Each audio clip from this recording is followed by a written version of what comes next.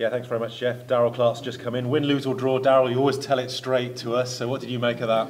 No, it's not rock. It's not good enough from ourselves. So simple as back to the drawing board. Tough week ahead for the players and the staff.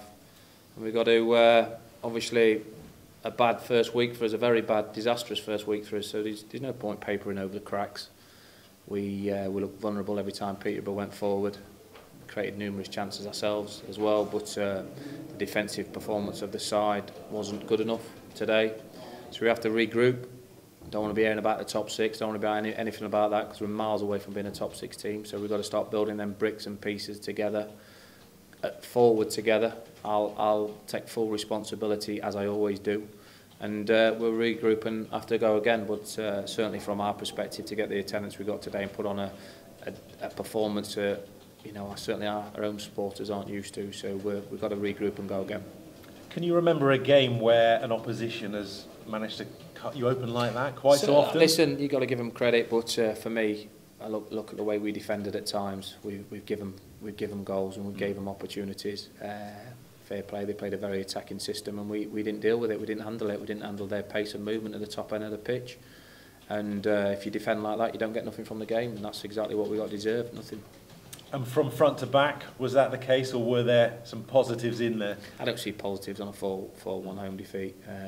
What concerned me, one or two fluffy players. I call them fluffy because I thought they looked mentally weak, a little bit mentally shot, and I don't have that in my team. So they've got to regroup and find themselves. And it's back to the drawing board from where I stand. So another tough week. We work hard to put it right.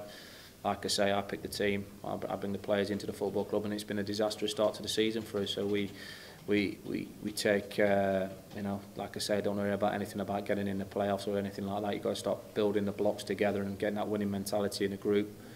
Like I say, I've managed here for the last 3 years, and I know what it's about to go for a few bad runs and how we get round the other end. So it's about sticking together.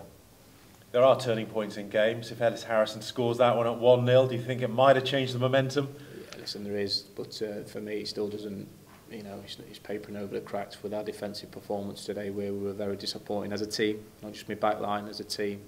You know, cutting lines, making good decisions. You know, I had to change my shape after 15-20 minutes, so I look at my own performance as well, which weren't good enough. So I certainly ain't just going to be blaming my players. We're in it together, and we'll regroup together. And that's the nature of the beast. We'll take the criticism. We deserve criticism. I don't think we've ever flacked away from that. And the first win of the season is normally the hardest win of the season, so we'll have a tough week, and we'll go for another tough game next week.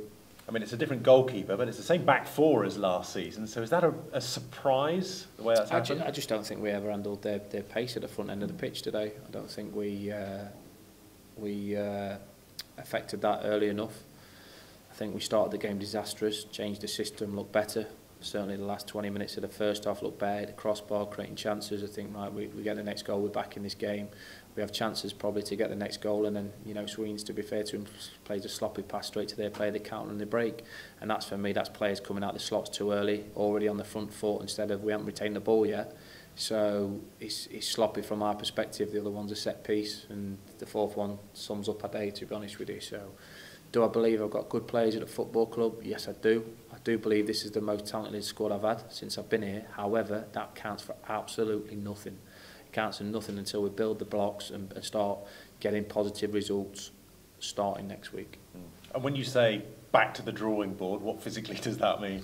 Well, working on the things we were absolutely awful at, working the players and working with players' mindsets, working on everything, to be honest with you, because there were a lot of negative things out there today. So only as a manager and my coaching staff, we got to go and put that right. And the buck stops with myself. I run the club, and I'll take responsibility for that. So it's up to me as the manager to prepare the players well for this week and to go and take Bury on away.